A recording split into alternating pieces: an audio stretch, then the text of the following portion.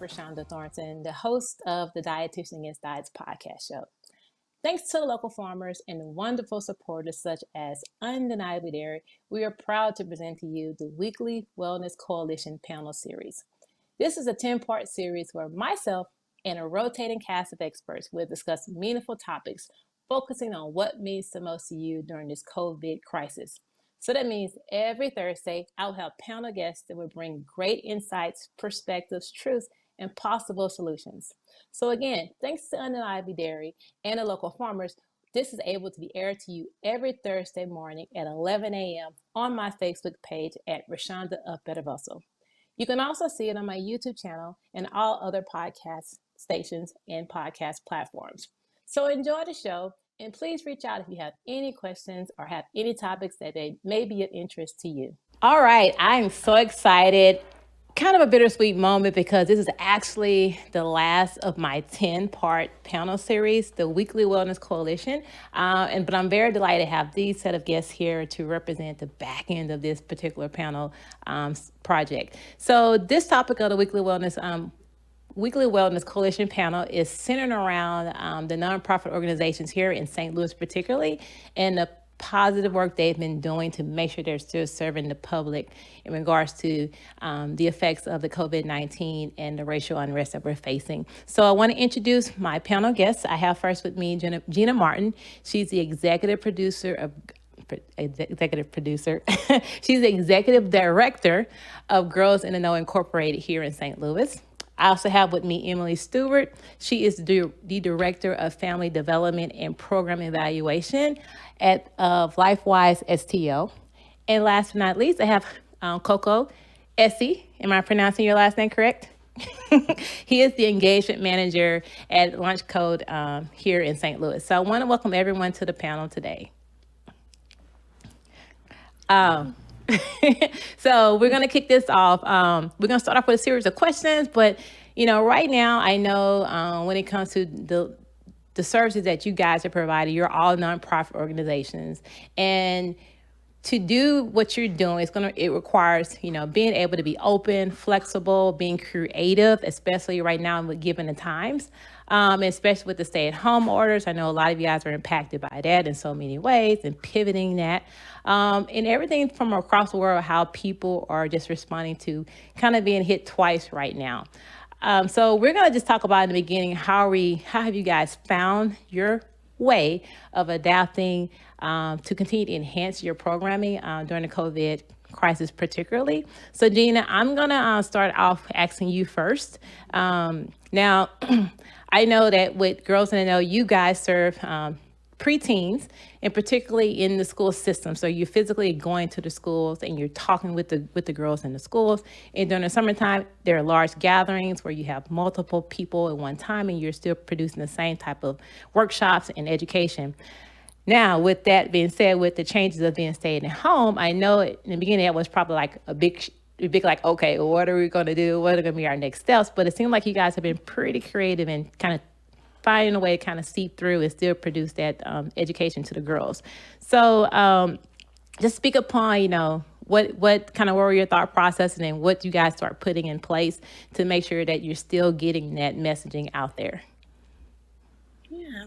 So right about middle of March, I think, is when the stay-at-home order went into play. And one of our school partners that we were serving, the kids were still in school, but the doors were closed to outside visitors. That was kind of the first phase of the shutdown. And so we happened to have one of our presenters that particular day does a lot of virtual programming herself. And so she encouraged us to just flip it virtual, like literally within 24 hours. And so, so I think, that was pretty exciting because we were able to do that successfully. And the girls were excited. They were having a blast. And so, it worked out, and it allowed us, it really gave us the confidence to kind of continue forward with knowing that model worked. And I think what we've discovered along the way is there are some benefits of virtual that we didn't anticipate. Yeah, yeah, and I would love to kind of speak upon that even more towards the back end. But I'm sure I heard you guys got some really good things working behind the scenes in lieu of switching over immediately to the virtual platform. And so it seems like everyone has recognized like that's going to be the next wave, the new frontier, I call it. Actually, the podcast before this one is talking about the virtual panel and like virtual platform and how we can use it in ways of education and using in ways of everything from physical exercise. We can still teach people from afar. And then you find there's other ways you can utilize that platform that you can't do in person. So I think it's some pros to it. Koko, you work particularly in technology in regards to your students and within your colleagues. And I know your facility pretty much it houses people that they come. They basically come to the building to for the classes and everything like that. Um, what did you guys have to do? Once your doors closed, once you realized that you couldn't really have those classes, have the individuals coming in and working hands on like they were previously. It's kind of funny. I had a similar pivot to Gina. It had to be a super quick pivot. When for us, it was around late February when the news started like culminating and everything started getting the balls rolling. I was having conversations with individual instructors and mentors for one of the classes I was running, and I mean they were telling me their concerns, and they're like, "Hey, this is something we really need to think about. We have people coming from all over St. Louis, the county, the city, wherever it be in one place, and we have 100 people in a room every night. That's a lot of risk that we have to Yeah. like get jumped over immediately. So it wasn't super well planned, honestly. Like my pivot, Cool. I had decided for my individual class that we would just go in and do it. I didn't think entirely through the tools, but I knew that we had the Google, the G Suite tool account for Launchcode. I did a little bit of research, realized we could have up to 250 people on an individual call. We could record lectures. Okay. So we were like, hey, we're going to make this work. So we also made that immediate 24-hour pivot.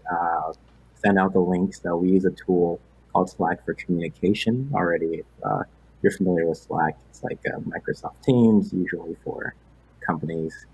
You can just click DM any of your coworkers, and we use those for each of our classes. So Okay. kind of a combination of the Slack and G Suite made it a fairly quick pivot. I'll admit, immediately our students did not like it so well. I Yeah. didn't either. Especially when they're used to coming in house and seeing each other. And just like, in the classroom, like you're used to just being in that community and, not having that and having to separate that and still fulfill like your need, still learn and get what you need out of that particular class or, project or whatnot. Yeah. And that's it's funny because you would think the younger generation are way more on point with this transition than we as older adults are, but you find that it's a lot to be said to expect someone to just switch gears and still feel like they're getting the same out of it. And then on the instructor end, you're having this. I mean, I've heard like university. I mean, just think about university professors. They're nowhere near doing virtual things, and they have to like really learn how to use those systems, those tools to create those classrooms. So I think we were all kind of had our eyes wide open trying to figure out next steps. But it seems like you learn to figure out when you put under pressure. So yeah, and people eventually adapt. Now, LifeWise STL, I'm not sure how much you guys know about them, but they have more than one room. They have more than one class. They have several different services that serve the community in which they're in. I mean, they're pretty much the heart of their community, from grocery store to having an in-home grocery store to having financial classes to having support group classes for kids, literacy. I mean, they do a lot. And for that community, Emily, your participants have to come to your building to have this service. Now, I can only imagine when this was rolling out, and then you're not wanting to put these individuals at risk. Like, what was your initial thought process? Did you guys think you had just kind of shut down, or did you just take a moment, take a deep breath, and just say, okay, let's put something together? Like, what was kind of going on behind the scenes? Yeah, so we serve infants all the way up to senior adults and everybody in between. So there was a lot to transition. The first priority was what is going to be the safest for everyone involved, and then also what we were allowed to continue to do. So our early child care center has never closed. It's been open the entire time. There have just been regulations on who can be present in the child care center. We're finally at the point where we're starting to bring in a handful of kids every week. I think we're up to around 20 kids right now, which is far under our usual census for the daycare. In terms of my role at LifeWise, I oversee all the adult programming. And so a lot of that was really actually quite easy to transition to virtual work. So either moving to one-on-one therapeutic sessions via a virtual platform, or our maternal mental health and our youth therapist, our manager of mental health integration and our youth therapist kind of transitioned all of their work to a combination of Facebook Live groups and some videos and a recorded psychoeducation platform. And so that actually has gone quite well. It's been very popular. People are staying engaged with it. Our summer camp has gone virtual, which it's normally the kids are normally in the building for like 8 hours a day, focusing on literacy work, and now they're again tuning in via a tablet or whatever they have at home. So that, I'm sure, is a huge transition for them. But we're surviving, and one of the big things we did was pivot that food market and the thrift store. So instead of people coming in the building and purchasing low-cost goods, we've gone to doing food distribution every Thursday at 10 a.m. and at 4 p.m. It's totally free. Anybody from the community can come through, and we've been doing that for 13 weeks now, and it's very intense. But it's good lessons learned so far. Yeah, and I think it just shows the flexibility of humans. I mean, it forces you to be creative, especially when you're a nonprofit, because you're doing this for the community. It's not really more of a for self. And so the last thing you want to do is have that gap in where their community is served. So you figure things out, maybe a placeholder for the moment, but you keep some sort of momentum going because you want to make sure the end user or that the person that's receiving those benefits are still getting that, especially in light of the other stresses that, they're facing right now. So, it says a lot, and again, it's sometimes you got to be pushed into the corner to really kind of see how creative you can be in this. And I think you guys have been able to show that. Now, when you bring in a new service, or when there is a change in the system, there's also some new issues that you may not have known or thought about that now arises, which is actually an opportunity to kind of address some of those and prepare, find ways to work on those. And so, Emily, I'm gonna give the mic back to you. Now I know from what I know with LifeWiseSTL, one of their biggest population is the immigrant population. And so when having to work with them and communicate with them about, what it means, in regards to what the U.S. is going through, and then how that's going to affect them. And then on top of that, with the racial unrest that's just actually happened a couple of weeks ago, like, what did you guys find that, when it came to their voice or their needs, like, did you find there's some other needs that perhaps need to be kind of addressed that wasn't seen before all of this? Yeah, so that's kind of a multi-pronged response. One of the things was we discovered through all of this that there was a clear breakdown in availability of COVID-19 resources in other languages. Members of the immigrant and refugee community were having great difficulty accessing what they needed to regarding public health information. So we're lucky to be members of the Immigrant Service Providers Network in St. Louis. And that coalition actively pivoted to including language access as one of their top priorities, and making sure that both the city and the county were being linguistically equitable in the work that they're doing. And that is a work in progress, but we are hopeful that this will continue to propel that conversation forward. One of the other things that our families in particular are dealing with is, depending on immigration status,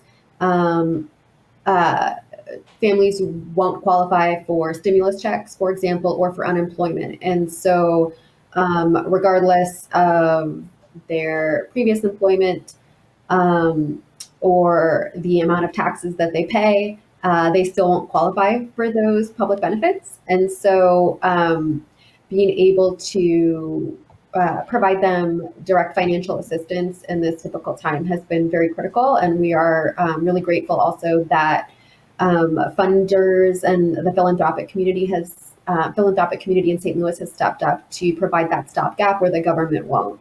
And as to the other point, we're 50% of the individuals that come to LifeWise identify as Black, and 43% identify as Latino, Latina, Latinx.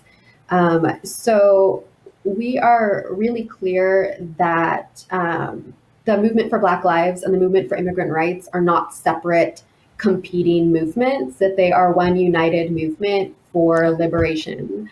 And that it's really the system, which is built around white supremacy, that has created this divide between the two movements and made us all kind of think, well, you either have to focus on Black Lives Matter or you have to focus on immigrant rights. And the fact of the matter is, it's the same conversation.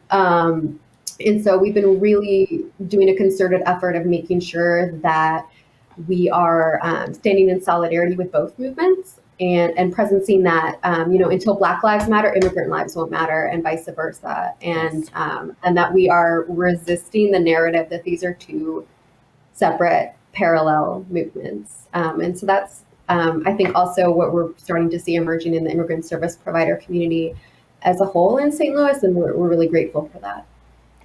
Yeah, I think that's a great point. Koko, you're smiling over there. I'm thinking you want to say something. Yeah, I'm actually an immigrant myself. I was born in Benin, West Africa. So being a Black immigrant, a refugee actually in Camp in Kome, it's really inspiring me for that. It just hurts my heart. Thank you. Yeah, I being obviously, African American, but not having the immigrant background, I never even. I mean, the fact that, like, when you're talking about addressing it, you addressing it as a whole. It's not a separate entity. It's not we do this, then we do that. No, it's all one within the same, and having the same position and that same language. I think that's pertinent. Is very important. Yeah, I had a colleague recently say she identifies as Afro-Latino, but when people see her, they think she's Black. And so no one's going to stop and ask you for your immigration status before they racially profile you. I think it's about 7% of undocumented immigrants are Black, but 20% are stopped by police or ICE officials. And so, even within immigration enforcement systems, people who present as Black are more vulnerable to being subjected to that type of institutional violence. Yeah, very true. I'm glad that you guys are considering that in the forefront of your language when you're talking about this. That's what's going to lay the foundation of how to move forward, is inclusivity. Great. Koko, now, in speaking of equity and just equality, now this is one area that you kind of bring to the table when it comes to who you work with in regards to Launchcode. Now, I know that what Launchcode does is creating this access to a community that perhaps may not have this opportunity, even know what coding is. Like, I didn't know what coding was until, I became an adult. So just think about how this has been exposed at a younger age or to communities that may have never knew what it was. And I know that's the area that you that's one area that you work in. So, and I know you just spoke upon shifting everything to online courses, adapting to it, and getting everyone on board. Now, with it being you serve a community that may be lower income, have you found when you shifted online that one of the obstacles is that they may not have access to virtual education, or not have the devices? Like, what have you guys found when you did that in respect to this community? Yeah. So access to devices like laptops and stuff for something we were already super aware of for a while, because it's clear, we know the population we're trying to serve. We know laptops are expensive. It's no joke. They're hundreds of dollars. So we've had a backlog collection of laptops to get to people. What we didn't really expect was the issue of network connectivity. Yeah. Wi-Fi access and stable Wi-Fi access has been an ongoing issue. When we saw that, like, we ran into it day one, right? And it clearly, like, disproportionately affected our Black, Indigenous, people of color students. Like, there's no question about it. We jumped boots on the ground. My team, I worked on the impact team, we ran all the courses, and did some research to find Wi-Fi hotspots. Okay. I'm not gonna act like that went well. Everybody took them. Everybody needed them already. So that's honestly the biggest issue that we ran into. Trying to find ways to both get access to those ourselves, so we can disperse them to the students. Yeah, it's like you pick up one rock, you find a problem. There's multiple problems underneath that. I never thought about the connectivity part, and again, things that you don't think about, you take for granted. But that's why, when we've been exposed to this pandemic, it's a lot of other things are exposed as to who has and who doesn't, and what does that mean for their future because of that. So I'm hoping that your efforts to finding those hot spots, and as things are slowly finding this, we'll see how it goes as far as opening, but I'm hoping that it won't be the defining, limiting factor, for you guys. Have you guys been found ways to work around it, or is it still kind of a hovering issue? It's still kind of a hovering issue. We've been able to get access to a few here and there for some students. Some of the damage is done. We've dropped some students, like, as a result of the drop. They had to withdraw due to increased, responsibility for family and work. Yeah. So what we did to work around that is saying, hey, if you had to drop because of COVID, we're not just going to let this be your sole opportunity to get access to this course. So keeping their names on a list and making sure we can keep in contact with them and get them back into a class when we start future classes, either in August or September, when we're actually prepared and have these things for them. So that's really a big one with that. Good. Getting everybody's name, making sure we can get back in class. That way, at least they know it's still there. It's just all of it's still there waiting for them. They didn't miss out on opportunities. Great. Well, Girls in the Know, Gina, with you guys having your main acts of service being kind of taken away from you, and going to the virtual platform, even from working with the speakers, to getting them, on task, to being comfortable and gathering up, parents or trusted adults, the adults, to be able to facilitate the particular sessions. By doing that, what have been some things would you say similar things you've seen in regards to who has accessibility, who has connectivity, or what have you seen kind of grow out of this when it comes to the girls that you guys serve, and some other needs they may actually have as well? Yeah, so similar to Launchcode, it was really exposed to us, the lack of, access, both technology and connectivity. So we had, really run across that quite a bit. We're fortunate, like Emily mentioned, we have some community supporters who are willing to step up and make sure that some of the girls we work with have devices and have access. So we've kind of been piecemealing, and getting devices in the hands as we can and as funding allows. But we also have this kind of, sad situation and hard situation has really uncovered and exposed that digital divide. And we have one board member in particular who's really passionate about this issue and really wants to kind of tackle it through the community. And so one thing that we're doing is we are putting together a task force and really see this as an opportunity, now that it's out in the open here and everyone's so aware, to gather all the right people together to begin a conversation and kind of look at holistically, maybe the time is now that we can help address this and make sure that everyone who needs access has it. Yeah. And I think sounds like to me, that's one of the main things that has kind of been brought to a head is, it's not just the devices, but the ability to use those devices, and even like, I know like a lot of, you would assume because we all have cell phones, we all have a laptop, that everyone else does. And that's not the case. And again, you said the digital divide, that's a new term I haven't heard, but it makes sense. Yeah. Well, so we're going to just move on the conversation a little bit, and we're going to address the cultural equity and equality component of it. And how have you been using your platform to support this? Koko, I'm going to give the mic back to you. Now, I read in your bio that that one of the things Launchcode has brought on to support what's been happening right now with the racial injustice, like how now you're using your platform for other things with the addition of the COVID crisis. And it was mentioned and you can tell me what it stands for, but the supporting your BIPOC learners and targeting, recruiting more in when it comes to racial equity and equality. Can you kind of speak upon that and just kind of tell us a little bit what that means and kind of what you guys been doing and what to expect?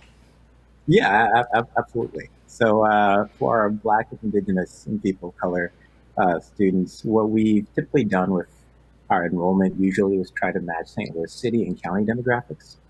What we're now moving towards is we're saying, hey, sure we can get, this percentage of Black students, of women, of people of color in the class, but like we're losing them at higher rates, right? And then they're not coming in and getting jobs at enough rates. So one, maybe we're not getting enough in the first place, right? Let's get enough so we can actually build internal communities in the class. And then once we do get enough, let's give the resources to build those internal communities. So the first thought is setting at least like a minimum percentage of how many Black, Indigenous, people of color students we're actually enrolling and trying to hit more of them. So just getting more people through the door. Step one. Step two has been some work that our team has been doing around affinity groups and how we can use them to just build cultures inside our classes and more community within the groups that often report feeling behind or not feeling like they're getting the material, or that other students are just like better at this than they are. Yeah. So we've done some work around like student vision, just envisioning themselves in the role, and mostly a lot of research around how we can effectively use affinity groups within our courses to build that community and keep it through. We're also just doing a lot more data around tracking our students. So at every step in the role, when people are having to withdraw from our classes, which assignments they're reporting is the hardest, when are they actually reaching out to their teaching assistants and mentors and things like that? Yeah. And can we be more proactive about it? So it's kind of this whole group of things that we've been doing and that we're trying. And the other part of it too is, one, being very outward and like clear and explicit about our support for Black students, our support for the Black Lives Matter movement, our support for Black people and people in general against police violence, and like using that to let our company partners know, hey, this is one end, right? We can educate people, we can get them through the door, but you still need to hire them. You still need to work on your cultures to make sure that people are getting into the companies. We're going to put you in front of them, but you've got to give them more than a fair shot. You got to understand that like you have these biases, right? And that you need to work towards recognizing them and bringing people in who actually know their stuff. So it's kind of that, I don't know, if it's 2-pronged or 3-pronged, whatever it is, but one, doing our part to get more people in the door, and then 2, doing our part to also talk to our company partners that we're getting people roles in and like making sure they know, hey, you need to give these people opportunity. You need to get people in.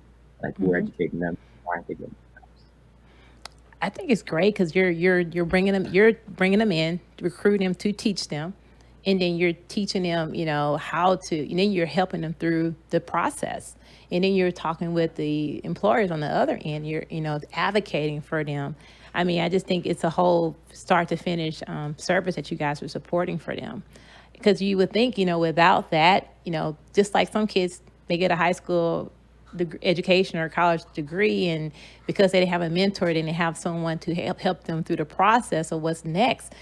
That's all they have, and they don't know. They don't really. What's good is it if you don't know how to use it to help your future, get you in those places. And I actually made a statement about this last week about the equality part of it. And when you get to employers, when they're faced with two resumes in front of their faces, and one says, Tyrone, and one says Todd. Like, we clearly probably know that one is white, not white, and one is not, one is white and one is black, which is fine. But how can we know the difference, but look at the resumes just for what they are on the paper and make a choice off of that? And that's equality, and that's the part that, that's where change is going to happen when people can. It's okay to recognize it's not a problem, but how are you rating? What are the defining differences between them that's not connected to their race? And I think that part on that other end is what's going to have to be needed to make that change really happen. So you're positioning them, you're getting them there, and now it's working with the other end to make sure that they are, taking advantage of these highly qualified people and enhancing their company as well as, it's a win-win. So I like that you guys have put more focus on that part of it. Yeah. For Girls in the Know, now I know Girls in the Know serve, very similar to LifeWiseSTL. I'm sure Launchcode, like you serve a lot of your population is African American girls, and particularly in low income environments that don't have that type of knowledge, exposure, empowerment. They haven't been maybe given those tools in their raising, and you're kind of presenting that in an appropriate way. In regard to, what we're all dealing with the racial equality and the protesting, how have Girls in the Know found their way to support their community within who they serve and bringing that into the fold? Gina? Yeah, so about 3/4 of the young ladies that we work with are Black or brown girls. And so it's really important to us to really just be thoughtful right now in the ways that we serve them, and make sure that we can continue to serve, like you mentioned, across even some of the challenges. But we more importantly than ever want to make sure that we can provide our girls with the information that we offer in our classes, so that they continue to feel that their voice matters, that they are empowered. And just right now, there is so much information coming out and conversations that are so important that are really helping us kind of find our way and figure out like what makes the most sense, what's the most authentic, what's the most meaningful to our girls. And so we're listening and we're learning a lot, and then we're kind of pausing to figure out, what makes sense in terms of, taking action beyond making sure that girls can still participate and hear, like I said, that important message that your voice matters and that you are empowered. Yeah.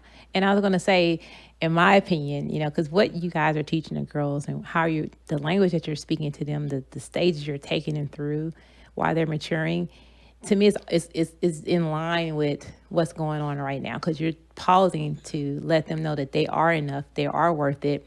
We're investing in you because we believe in you, and we're wanting to help you any way we can to give you that fair standing and know that you can. So I would say for me, the more you expand your mission, the more you expand your programming, I mean, that to me, that's what's going to allow it to stay in line with actually what's happening right now and be able to keep pushing that forward.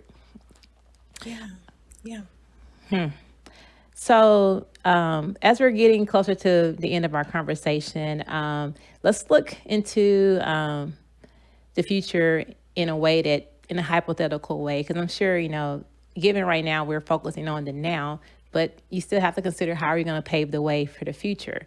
And when it comes to that, especially in being a nonprofit organization, you have your limitations, whether it's monetary or it's volunteer work, we want, for it to be the biggest and best, but sometimes there is a capacity cap. So looking into our future, let's look at, what would be some of the needs to keep you guys moving and creating that impact that you're making, that you want to continue to make. And I want to give you, Gina, back the microphone. This is where, the activity is going to be, what's going to be your capacity. So what's your ability to adapt and continue to use whatever you're giving and still find a way to exhaust it.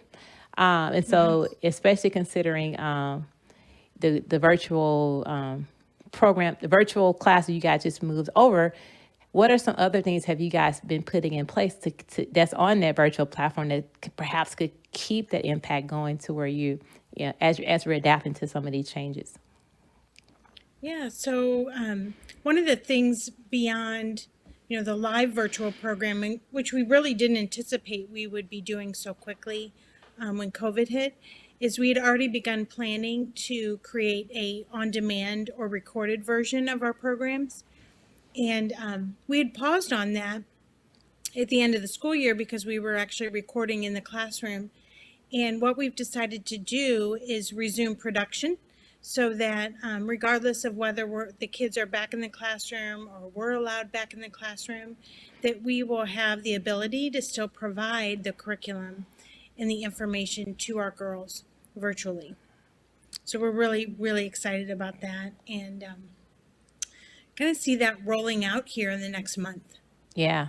Well, like you said, I mean, now look at this as an opportunity to even make more of an impact, not just in person. St. Louis, awesome, but just would think how great that would be if your message in your mission can be expanded across using that virtual platform right now. So it's really turned into a wonderful opportunity. Yeah. For us. Yeah. Well, I'm definitely looking forward to it. I know you guys are doing a lot for the preteen girls, and if there's a way to get this expanded out, I think virtual is probably the way to go with this. Yes. So Emily, when it comes to LifeWise, I'm not sure how much work you guys do in a collaborative end. I know that you do a lot of fundraising. You have a lot of volunteers. I mean, you guys been around for a while. And I know you're only as good as your people, or you're good as your partnership. So in a collaborative sense, and right now, companies are starting to kind of work together in lieu of how can they create more impact. So how have LifeWise found ways to expand their capacity with their collaborations to continue to make that impact, especially now, like I get the emails about the food, I'm getting emails letting me know like what's happening with the food. I mean, and I'm driving down there and dropping off food. So I'm seeing that, like you said, you recognizing that food distribution has been something you guys been working on. Like, in order to keep things like that going, like what have you guys been able to do collaboratively? We pride ourselves a lot on our collaborations within the community. Our first collaborative partner is the community itself. So making sure that we're prioritizing the expertise of the people that live and breathe the services of LifeWise. So we've been asking people what they need from us, most of all, and that's really helped inform how we're pivoting services in general. That's kind of why we're doing food distribution on the days and times that we are, including the types of foods that we are, and making adjustments as we go so that, we're including diapers and food distribution and everything like that. And that's been, we're doing a lot more turnover in terms of expenses than we normally do with our traditional market. And so we, again, have been relying a lot on individual donors and group donors and volunteers. But outside of food distribution, we are really lucky that we are members of the Immigrant Service Providers Network. One of the things that we've done is the first time that that group of providers has launched a collaborative effort. It's called the Immigrant Family Emergency Response Fund. It's a fund that lives at Youth Bridge Community Foundation. Okay. It's completely 100% volunteer staffed, and it mobilizes philanthropic dollars into the immigrant community, especially people who do not qualify for stimulus checks or for unemployment. And so we've been able to disperse. By the end of this week, we will have accepted probably over 600 applications, and we'll be dispersing over $330,000 into the community. And that was a rapid mobilization starting in like April. There were a few of us that got together and said, a bunch of people are being left behind and they are deserving of a stimulus, as is everyone else in this country. And we want to walk in solidarity with them and make sure that they have what they need to thrive. So that's one of our really super awesome collaborations. We also are really Just one. yeah, we're really pleased to be a part of the perinatal behavioral health initiative with Generate Health. We were one of their like founding organizations in their initiative, working on perinatal mood and anxiety disorder and how it shows up and is treated in, especially in communities of color, and just some fantastic organizations around that table. And we love being a part of that initiative. We're coming close to the 10-year anniversary of that initiative being launched, and so it's all very exciting. Yeah. Generate Health does tremendous work as well, and we are just so privileged to have so many great organizations in St. Louis that we can lean on. We launched a new strategic plan back in 2019, which feels like forever ago, and one of the goals of that strategic plan was we've kind of reached capacity in our building. There's like zero space in our building. So we're moving into little micro sites out in the community and finding some like-minded organizations that'll host us, and we can go a bit further, and that's just been excellent as well. So we hope we can continue that. Amazing. I mean, I want to thank God for nonprofits. I mean, you people with skills, talents, hearts, you have so many different people that are able to come together on the one mission and provide ways that, whatever your idea was on one person, you're multiplying it times 50. And I just think that creates a more, not just a deeper impact, but a wider impact. This awesome that you guys have been able to just continue to find ways to, you're serving in ways that some people wouldn't even know. So it's great that this is like, this conversation is being had. Koko, with technology and leadership capacity, now how long has Launchcode been around? Just to give me a little bit of insight. It's looking 6 years come October. Okay. It's looking 6 years come October. Okay. And so you guys, I don't know how people categorize who are babies and who are veterans when it comes to nonprofit organizations, but I think you guys have made a pretty tremendous impact in just a short amount of time you guys being here from what I've known. But when it comes to, obviously, you guys on the technology end and, whoever's guiding and pushing it is going to be, that's what's going to determine your ability to expand out. And knowing that, having a virtual platform and being a technology like strong systems, leadership, communication, staff, all those pieces have to be working in sync to continue to help this to grow. So as you guys are pushing out and moving forward, how is Launchcode positioning itself to maintain, the pillars of growth as far as leadership and the volunteers that come in and the systems that you guys are using, the technology? How are they putting all it together to make sure they're continuing to grow their impact so we can see another 6 years, so we can see multiple years and moving forward? Yeah, no, that's a great question. I'd like to hit on the first one. Kind of like something we had already done was we pivoted our flagship curriculum to kind of bring in more modern systems. And as we've been writing this new curriculum and have been using it, and we've sent it out and are using it in our current classes, we're thinking we have this material, people want to learn, and not everybody can get into our classes, right? We usually have like 1,200 applicants for maybe 150 seats for a class. So a big project we've been working on and thinking through now is how do we expand access to our classes to students who maybe can't even necessarily take a class, right? How do we make our curriculum entirely available to everybody? So our education team is doing work to add in more support videos to really package our curriculum available to students who want to take it on their own outside, and just like expand that to everybody else. And one immediate conversation we had about that is we've done stuff like this before, and we know the communities that have the hardest time actually taking advantage of this because you can't just put a book in front of someone and expect them to learn. Like that's not it. Like learning, especially in tech, takes walking through. It takes collaboration. It takes a lot of help. So the first part is we're having these conversations about one, how is this and expanding our learning? How is it going to affect the people we put in front of jobs, right? So if we're allowing everybody to have access to this and we're allowing everybody to come in, which is a good thing. But are we then like making it more difficult for again those students of color that we are identified to actually get the companies, right? Like if it's a bunch of non-students of color who actually take it, and there's only 10 students of color getting interviews, that's an even lower chance now that they're going to take a job.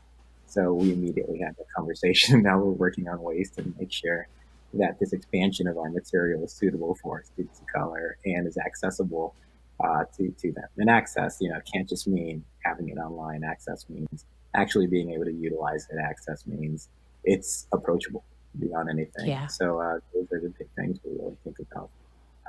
And I'm also gonna, make no mistakes. We have worked on this, and we're no experts. We've gone through a lot of failures in terms of serving our populations of color. And failure is how you learn. Failure is how you pick up. We keep trying new initiatives, and we keep going for it. I personally, a few months, like a year back, ran a class full of Black women in tech.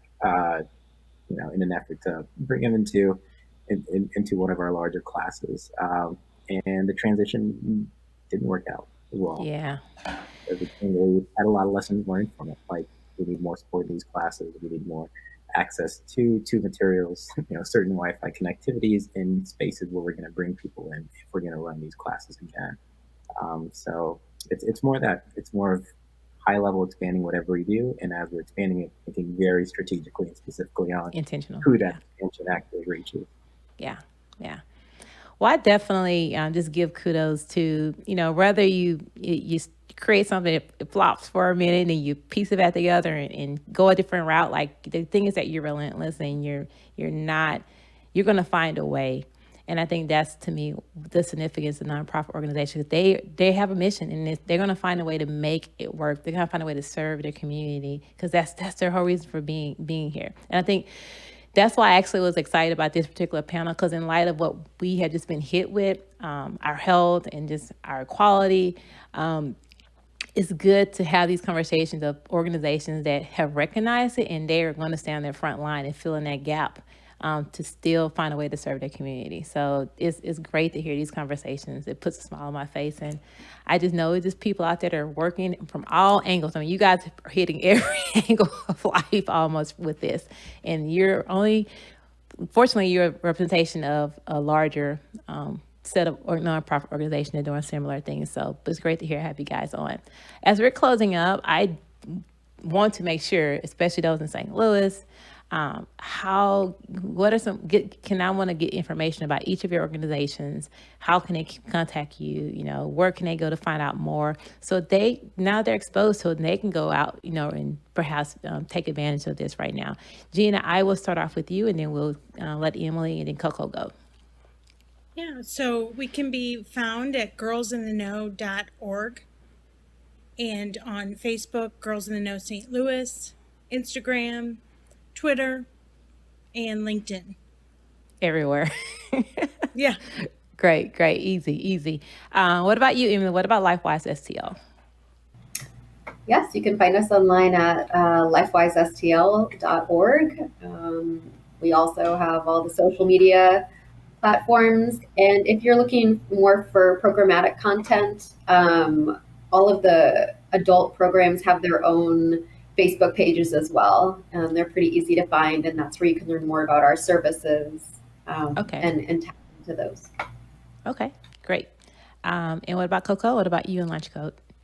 Yeah, so you could find most of our stuff at launchcode.org.